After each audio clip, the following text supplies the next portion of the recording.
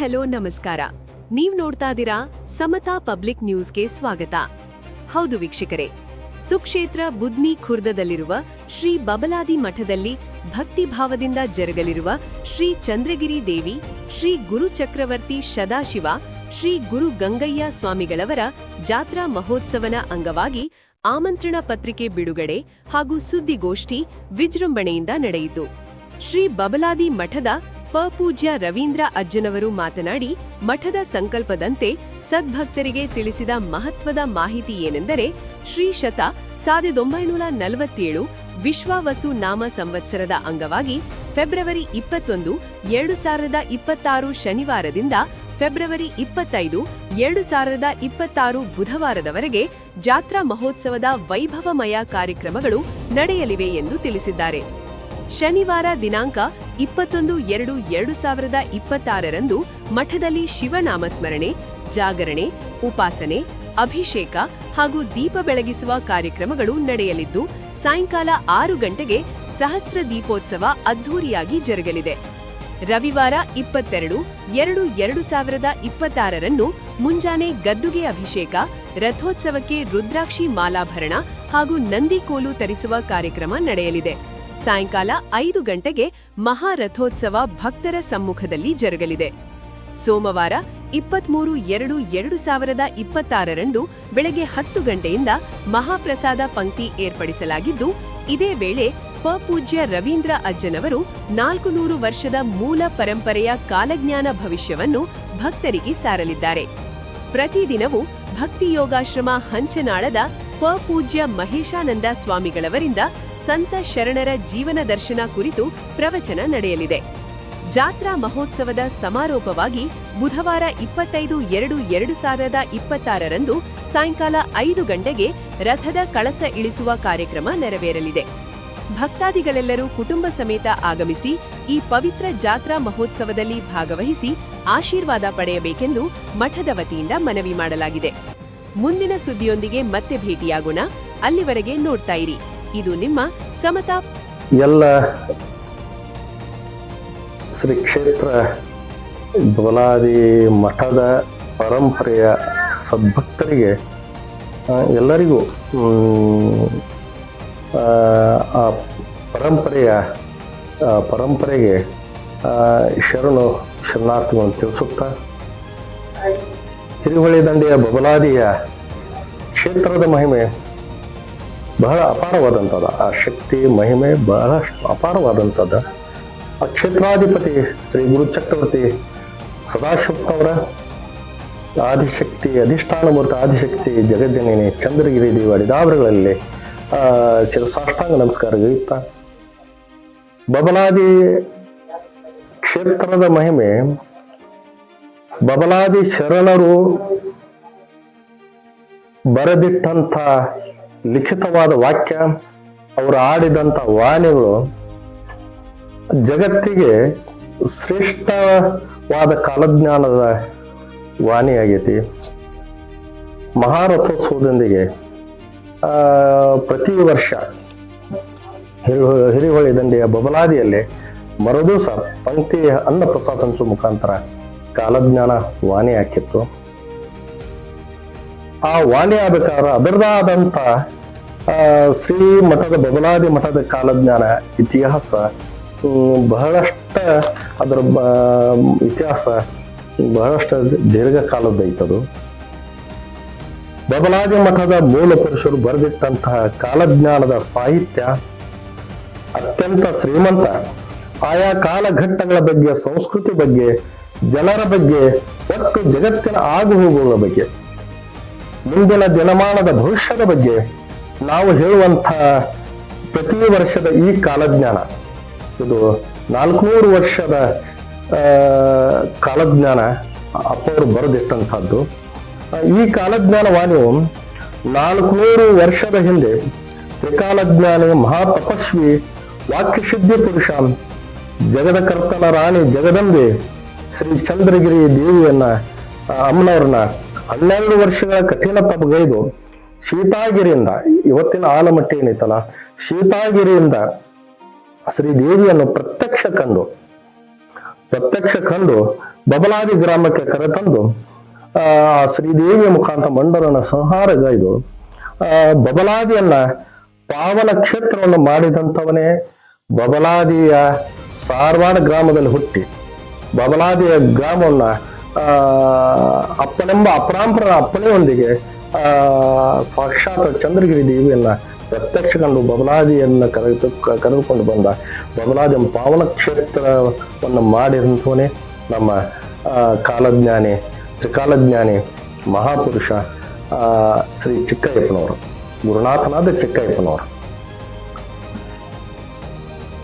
ಸಾರವಾಡದಲ್ಲಿ ಹುಟ್ಟಿ ಬಬಲಾದಿಯನ್ನ ವಾಸ ಮಾಡಿಕೊಂಡ ಆ ಪುಣ್ಯ ಪುರುಷ ಕಾಲಜ್ಞಾನವನ್ನು ಬರೆದವನೇ ಶ್ರೀ ಗುರುನಾಥನಾದ ಚಿಕ್ಕಯ್ಯಪ್ಪನವರು.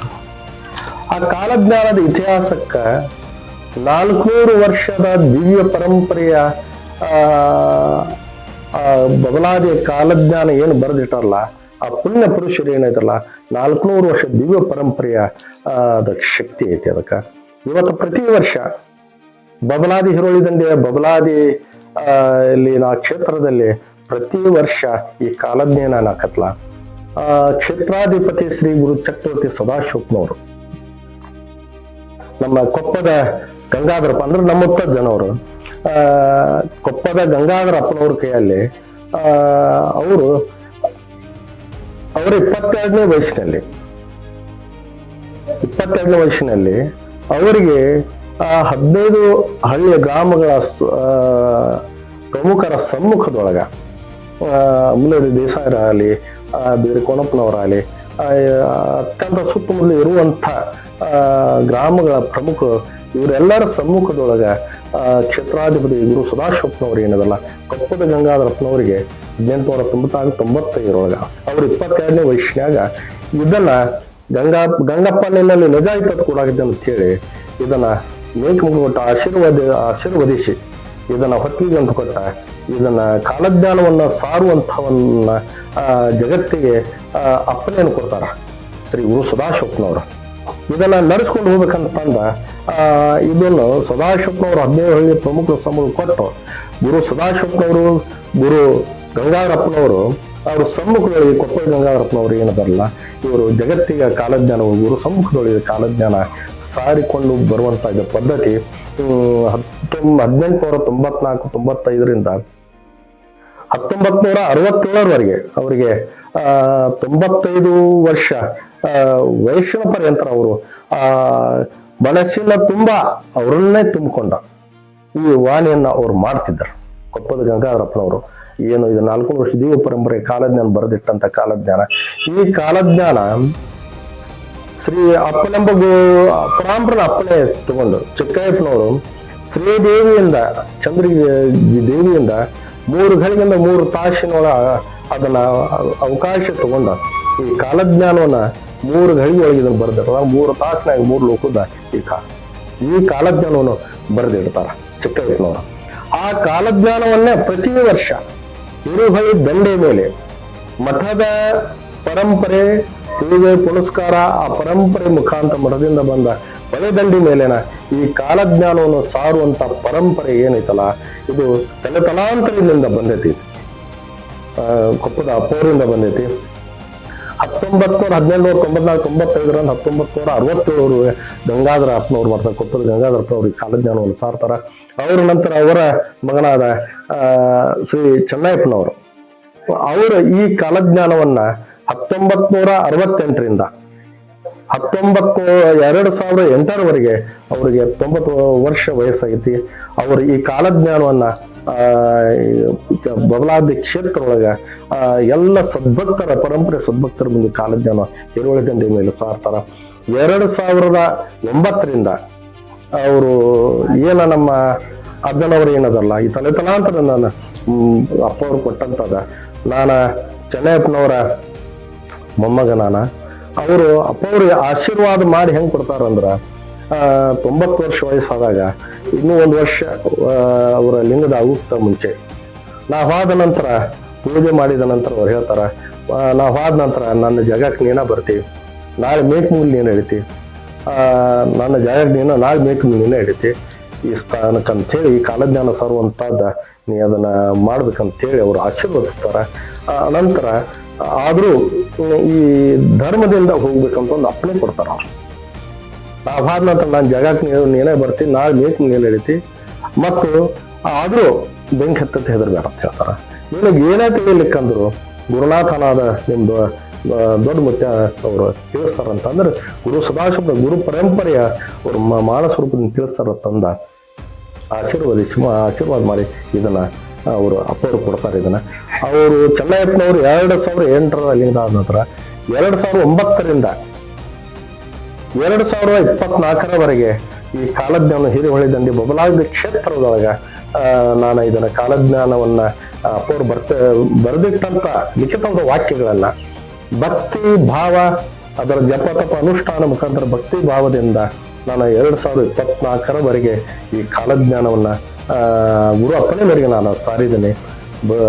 ಅನಂತರ 2024ರ ನಂತರ 2025ರ ಜಾತ್ರಾ ಮಹೋತ್ಸವದಲ್ಲಿ ನನಗೆ ಈ ಕಾಲಜ್ಞಾನವನ್ನ ಸಾರಲಿಕ್ಕೆ ಅವಕಾಶ ಸಿಗಲಾರದ ಕಾರಣ ನಾನು ಎಲ್ಲ ಭಕ್ತರ ಸಮೂಹಗಳು ವಿಚಾರ ಮಾಡಿ ಮತ್ತು ಈ ಕಾಲಜ್ಞಾನ ಚಿಕ್ಕಯ್ಯಪ್ಪನವ್ರು ಬರೆದಿಟ್ಟಂತ ಈ ಕಾಲಜ್ಞಾನ ಜಗತ್ತಿನ ದೊಡ್ಡ ಆಸ್ತಿ, ದೊಡ್ಡ ಪರಂಪರೆ ಇದೆ. 400 ವರ್ಷದ ದಿವ್ಯ ಪರಂಪರೆ ಐತಿ. ಈ ಕಾಲಜ್ಞಾನ ಈ ಪರಂಪರೆಯನ್ನ ನಾವು ಉಳಿಸ್ಕೊಂಡು ಹೋಗಬೇಕಾಗೈತಿ. ಅಪ್ಪವರು ಅಪ್ಪಣೆ ಕೊಟ್ಟಂತ ಪ್ರಕಾರ ನಾವು ಇದನ್ನ ಈ ಪರಂಪರೆಯನ್ನ ಅವಕಾಶ ಸಿಗಲಾರ್ದಕ್ಕ ಬೆಳಗಾವಿ ಜಿಲ್ಲೆಯ ರಾಮದುರ್ಗ ತಾಲೂಕಿನ ಬುದ್ಧಿಖುರ್ದ ಗ್ರಾಮದೊಳಗ 2025ರೊಳಗ ಈ ಕಾಲಜ್ಞಾನದ ಪರಂಪರೆಯನ್ನ ಮಹಾರಥೋತ್ಸವದೊಂದಿಗೆ ಮರುದಿವಸ ಅನ್ನಪ್ರಸಾದ ಪಂಕ್ತಿ ಅಂದ್ರೆ ಅನ್ನಪ್ರಸಾದ ಹಂಚುವ ಮುಖಾಂತರ ಈ ಕಾಲಜ್ಞಾನವನ್ನು ಈ ಗ್ರಾಮದ ಕೆರೆಯ ದಂಡೆ ಮೇಲೆ ಗಂಗಾವನ ಜಲರಾಶಿಯ ಮುಂದೆ ಕೆರೆ ದಂಡೆ ಮೇಲೆ ಈ ಕಾಲಜ್ಞಾನವನ್ನ ನಾವು 2025ರ ಬಬಲಾದಿಯ ಮೂಲ ಪರಂಪರೆ ಕಾಲಜ್ಞಾನವನ್ನ ನಾವು ಸಾರಿದ್ವಿ. ಬಬಲಾದಿಯೊಳಗ ಹಿರೋಳಿ ದಂಡಿ ಬಬಲಾದಿಯಲ್ಲಿ ಅವಕಾಶ ಸಿಗಲಾರ ಕಾರಣ ಈ ಕಾಲಜ್ಞಾನವನ್ನು ಬುದ್ಧಿ ಗ್ರಾಮದೊಳಗೆ ನಾವು ಸಾರಿದ್ವಿ. ಅದರಂತೆ ಈ ವರ್ಷ ಬಬಲಾದಿಯ ಈ ಪರಂಪರೆಯ ಕಾಲಜ್ಞಾನ ಏನೈತಲ್ಲ, ಮೂಲ ಪರಂಪರೆಯ ಕಾಲಜ್ಞಾನ 2026ರ ಈ ಕಾಲಜ್ಞಾನವನ್ನ ಬೆಳಗಾವಿ ಜಿಲ್ಲೆಯ ರಾಮದುರ್ಗ ತಾಲೂಕಿನ ಬುದ್ಧಿ ಖುರ್ದ ಗ್ರಾಮದೊಳಗ ಈ ಮಹಾರಥೋತ್ಸವದೊಂದಿಗೆ ನಾವಿನ್ನ ಜಾತ್ರಾ ಮಹೋತ್ಸವನ್ನ ಗುರು ಅಪ್ಪಣೆ ಮೇರೆಗೆ ಇದನ್ನ ನಾವು ಜಾತ್ರಾ ಮಹೋತ್ಸವವನ್ನು ಮಾಡಿ 2026 ಫೆಬ್ರವರಿ 21ರಿಂದ ಈ ಜಾತ್ರಾ ಮಹೋತ್ಸವ ಕಾರ್ಯಕ್ರಮ ಪ್ರಾರಂಭ ಆಕತಿ. ಮಠದ 2021 ಮಠದ ಶಿವೋಗದೊಂದಿಗೆ ಶಿವಶರಣರಿಗೆ ನಿತ್ಯನ ಶಿವರಾತ್ರಿ, ಮಠದ ಶಿವ ನಾಮಸ್ಮರಣೆ, ಶಿವ ಭಜನೆ ಮುಖಾಂತರ ಅವತ್ತಿನ ದಿವಸ ಈ ಜಾತ್ರೆಯ ವಿಶೇಷ ಕಾರ್ಯಕ್ರಮಗಳು ಏನಪ್ಪಾ ಅಂತಂದ್ರ ಮಠದ ಫೆಬ್ರವರಿ 21ರಂದು ಬೆಳಗಿನ ಜಾವ ಸದ್ಗುರುನಾಥನ ಚಂದ್ರಮ್ಮ ತಾಯಿಯ ಕರ್ತುಗದಿಗೆ ನಾವು ರುದ್ರ ಅಭಿಷೇಕದ ಮುಖಾಂತರ ಇದನ್ನ ಪ್ರಾರಂಭ ಮಾಡಿ 1008ದ ಲಿಂಗ ಪೂಜೆ ಹಾಗೂ ಸಾಯಂಕಾಲ ಅವತ್ತ ಶಿವ ಯೋಗ, ಶಿವನಾಮಸ್ಮರಣೆ, ಶಿವ ಭಜನೆ ಮುಖಾಂತರ ನಾ ಅವತ್ತಿನ ದಿವಸ ಸಾಯಂಕಾಲ 6 ಗಂಟೆಗೆ ಏನದಲ್ಲ 1 ತಿಂಗಳ ಪರ್ಯಂತರ ಕಾರ್ತಿಕ ಮಠದೊಳಗೆ ಈ ಗ್ರಾಮದ ಬಸವಣ್ಣ ದೇವರ ದೇವಸ್ಥಾನದಿಂದ ದೀಪ ಕಾರ್ತಿಕ ತಗೊಂಡು ಬರೋದ್ರ ಮುಖಾಂತರ ನಾವು ಈ ಕಾರ್ಯಕ್ರಮಕ್ಕೆ ಸಹಸ್ರ ದೀಪೋತ್ಸವದ ದೀಪ ಬೆಳಗಿಸುವ ಮುಖಾಂತರ ಕಾರ್ಯಕ್ರಮಕ್ಕೆ ಚಾಲನೆ ಕೊಡ್ತೀವಿ ಗುರು ಅಪ್ಪಣೆ ಮೇರೆಗೆ. ಅದನ್ನ ದೀಪ ಬೆಳಗಿಸುವ ಮುಖಾಂತರ ಈ ಕಾರ್ಯಕ್ರಮ ಪ್ರಾರಂಭ ಆಕತಿ. 2ನೇ ಮರುದು ಅವತ್ತಿನ ದಿವಸ ರಾತ್ರಿಗೆ ಸುತ್ತಮುತ್ತಲ ಗ್ರಾಮದ ಎಲ್ಲ ಪರಂಪರೆಯ ಭಕ್ತರ ಶಿವ ಭಜನೆ, ಈ ನಾಮಸ್ಮರಣೆ ಮುಖಾಂತರ ಗುರು ಸೇವೆಯನ್ನು ಮಾಡ್ತಾರ, ಚಂದ್ರಮ್ಮ ತಾಯಿಯ ಸೇವೆಯನ್ನು ಮಾಡ್ತಾರ.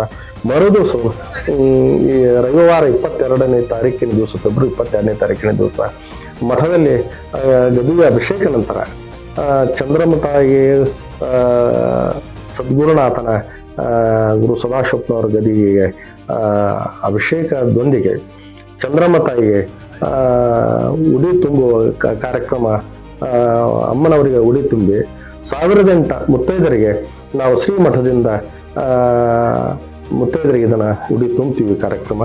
ಆನಂತರ ಉಡಿ ತುಂಬುವ ಮುಖಾಂತರ ಕಮಕೇರಿ ಗ್ರಾಮದಿಂದ ಆ ಗ್ರಾಮದ ಸದ್ಭಕ್ತರಿಂದ ರುದ್ರಾಕ್ಷಿ ಮಾಲಾಭರಣ, ರಥೋತ್ಸವ ಮಾಡಿದಂಥ ರುದ್ರಾಕ್ಷಿ ಮಾಲಾಭರಣ, ಅಪ್ಪನವರ ಶ್ರೀ ಗುರುವಿನ ಭಾವಚಿತ್ರದೊಂದಿಗೆ ರುದ್ರಾಕ್ಷಿ ಮಾಲಾಭರಣ ಕಲಾತಂಡದೊಂದಿಗೆ ಹೊಸಕೋಟೆ, ಕಮಕೇರಿ ಗ್ರಾಮದಿಂದ ಹೊಸಕೋಟೆ ಗ್ರಾಮಕ್ಕೆ ನಂದಿಕೋಲು, ಯಾವುದೇ ರಥೋತ್ಸವ ಮಾಡ್ಬೇಕಾದ್ರೆ ನಂದಿ ಧ್ವಜಗಳು ಚಲಿಸುತ್ತಾವಲ್ಲ ಅಂತ ಹೇಳ್ತಾರೆ. ಆ ನಂದಿಕೋಲು ಮುಖಾಂತರ ಹೊಸಕೋಟೆ ಗ್ರಾಮದ ನಂದಿಕೋಲು ಮುಖಾಂತರ ಆ ನಂದಿಕೋಲು ಮೆರವಣಿಗೆ ಮುಖಾಂತರ ಈ ಬುದ್ನಿ ಗ್ರಾಮಕ್ಕೆ ಬಂದಾಗ ಬಸವೇಶ್ವರ ವೃತ್ತದೊಳಗ ಇದನ್ನ ಗ್ರಾಮದ ವತಿಯಿಂದ ಅವ್ರನ್ನ ಆರತಿ ಮುಖಾಂತರ ಎದುರುಗೊಂಡು ಅವರಿಗೆ ನಂದಿಕೋಲು ಅಪ್ಪನವ್ರ ಭಾವಚಿತ್ರಕ್ಕೆ ಗೌರವ ಸಮರ್ಪಿಸಿ ಶ್ರೀಮಠಕ್ಕೆ ಕರೆತಂದು ಆ ನಂದಿಕೋಲು ಮುಖಾಂತರ ರಥೋತ್ಸವ ಪೂಜೆಯೊಂದಿಗೆ ಶ್ರೀ ಮಹಾರಥೋತ್ಸವ ಏನೈತಲ್ಲ, ಬಬಲಾದಿ ಮಠದ ಮಹಾರಥೋತ್ಸವ ಏನೈತಲ್ಲ ಬುದ್ನಿಕುರ್ದ ಗ್ರಾಮದೊಳಗೆ 22 ಫೆಬ್ರವರಿ ದಿವಸ ಏನೈತಲ್ಲ ಮಹಾರಥೋತ್ಸವದ ಈ ಕಾರ್ಯಕ್ರಮ ನೆರವೇರ್ತೈತಿ. ಮಹಾರಥೋತ್ಸವ ಸೋಮವಾರ 23ನೇ ತಾರೀಕು ಏನೈತಲ್ಲ ಅವತ್ತಿನ ದಿವಸ ಅನ್ನ ಪ್ರಸಾದ, ನಮ್ಮ ಮಠದೊಳಗೆ ನುಚ್ಚನ ಪ್ರಸಾದ ಇದೆ. ಈ ಪ್ರಸಾದ ಅನ್ನ ನೀರು ಯಾವುದೇ ಕೊರತೆ ಮಾಡಲಾರಂತ ಶ್ರೀ ಮಠದ ಪ್ರಸಾದ, ಗುರುವಿನ ಪ್ರಸಾದ, ಶ್ರೀದೇವಿಯ ಪ್ರಸಾದ ಅದ. ಆ ಪ್ರಸಾದ ಹಂಚುವ ಮುಖಾಂತರ ಜಗತ್ತಿಗೆ ಅವರ ಕೃಪಾಶರ ಶ್ರೀಲತಾ ಅನ್ನಪ್ರಸಾದ ಮುಖಾಂತರ ಪಂಕ್ತಿ ಹಂಚುವ ಮುಖಾಂತರ ಈ ಕಾರ್ಯಕ್ರಮ ಕೆರೆಯ ದಂಡೆ ಮೇಲೆ ಕಾಲಜ್ಞಾನ ಸಾರುವ ಮುಖಾಂತರ 400 ವರ್ಷದ ದಿವ್ಯ ಪರಂಪರೆ ಕಾಲಜ್ಞಾನ ಸಾರುವ ಮುಖಾಂತರ ಅವತ್ತಿನ ದಿವಸ ಇಡೀ ಜಗತ್ತಿನ ಜನರ ಆಗು ಹೋಗುವ ಬಗ್ಗೆ, ರಾಜಕೀಯದ ಬಗ್ಗೆ, ಅನಂತರ ಎಂಥ ದಿನಮಾನ ಬರ್ತಾವಪ್ಪ ಅನ್ನುವಂಥದ್ದು ಏನೈತಲ್ಲ ಅವತ್ತಿನ ದಿವಸ ಜಗತ್ತಿಗೆ ಅದನ್ನು ತಿಳಿಸಿಕೊಡ್ಬೇಕಾದಂಥ ಗುರು ಅಪ್ಪಣೆ ಇರ್ತೈತಿ. ಅದನ್ನು ಕಾಲಜ್ಞಾನ ಸಾರುವ ಮುಖಾಂತರ ಅದನ್ನು ಕಾಲಜ್ಞಾನವನ್ನು ಪಂಕ್ತಿ ಮುಖಾಂತರ ಅದನ್ನು ಎಲ್ಲ ಸದ್ಭಕ್ತರ ಸಮ್ಮುಖದೊಳಗೆ ಇದನ್ನು ಸಾರ್ತೀವಿ. ಅನಂತರ ಅಲ್ಲಿಂದ ನಾವು ಮಠಕ್ಕೆ ಬಂದು ಅಲ್ಲಿ ಸದ್ಗುರುವಿನ ಗದಿಗೆ ಭಕ್ತಿಯ ನಮಗಳನ್ನು ಸಲ್ಲಿಸಿ ಈ ಜಾತ್ರಾ ಕಾರ್ಯಕ್ರಮ 5 ದಿವಸಗಳ ಪರ್ಯಂತರ ಈ ಕಾರ್ಯಕ್ರಮ ಸಂತರ ಬಗ್ಗೆ, ಶರಣರ ಬಗ್ಗೆ, ಅವರ ನಡೆ ನುಡಿ ಕಾಯಕ, ಅದರ ಮಹತ್ವದ ಬಗ್ಗೆ ಮಹೇಶಾನಂದ ಪೂಜ್ಯರಾದ ಮಹೇಶಾನಂದ ಸ್ವಾಮಿಗಳು ಅವರು ಉಪನ್ಯಾಸ ಮಾಡ್ತಾರೆ. ಪ್ರತಿ ದಿವಸ 5 ದಿವಸ ಪರ್ಯಂತರ ಸಂತರ ಬಗ್ಗೆ, ಶ್ರೀ ಶಿವಶರಣರ ಬಗ್ಗೆ, ಅವರ ನುಡಿ ನಡೆ ಕಾಯಕ, ಜೀವನ ದರ್ಶನದ ಬಗ್ಗೆ ಉಪನ್ಯಾಸ ಮಾಡ್ತಾರೆ. ಈ ಕಾರ್ಯಕ್ರಮಕ್ಕೆ 5 ದಿವಸ ಪರ್ಯಂತರ ನಡೀತೈತಿ. ಈ ಕಾರ್ಯಕ್ರಮಕ್ಕೆ ತಾವೆಲ್ಲರೂ ನಮಗೆ ಮೊದಲನೇದಾಗಿ ಹೇಳ್ಬೇಕಾದ್ರೆ ಈ ಪರಂಪರೆ ಉಳಿಸುವಂಥದ್ದು ನಾವು ಆ ಗುರುಪ್ಪನಿಂದ ನಾವು ಮಾಡಬೇಕಾಗೈತಿ. ಯಾರ ಮೇಲೆ ಸಿಟ್ಟ ದಿವಸ ಅನ್ನುವಂಥದ್ದಿಲ್ಲ. ಎಲ್ಲ ಭಕ್ತಿ ಭಾವದೊಂದಿಗೆ ಈ ಪರಂಪರೆಯ ಜಾತ್ರೆಗೆ ತಾವೆಲ್ಲರೂ ಸಾಕ್ಷಿ ಆಗಬೇಕಂತಂದ ಈ ಜಾತ್ರೆಗೆ ಅವರ ಗುರುವಿನ ಶ್ರೀದೇವಿಯ ಕೃಪಾಶೀರ್ವಾದಕ್ಕಾಗಿ ತಾವೆಲ್ಲರೂ ಪಾತ್ರ ಆಗ್ಬೇಕಂತ ಕೇಳ್ಕೊಳ್ತಾ ನನ್ನ ಮಾತುಗಳನ್ನು ಜಾತ್ರೆಗೆ ಆಮಂತ್ರ ಸುತ್ತ ನಾನು 1-2 ಮಾತು ಮುಗಿಸ್ತೇನೆ.